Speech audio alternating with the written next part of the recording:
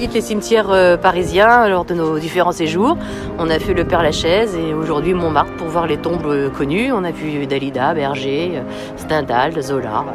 Voilà, on se promène dans les allées un petit peu, on déambule et on aime le calme, la paix d'un cimetière.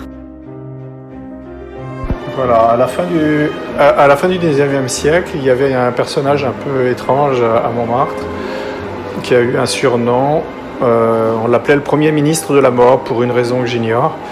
Et il avait donc un grand entrepôt en fait qui donnait sur le cimetière de Montmartre, le grand cimetière.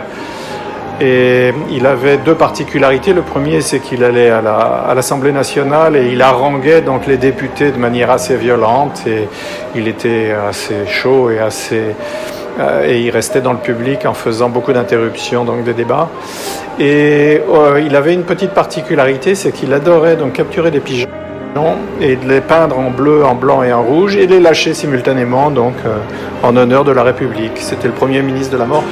Et il avait donc beaucoup de bêtes empaillées, il faisait de la taxidermie et il avait donc un entrepôt dont il existe quelques photos qui étaient assez impressionnantes.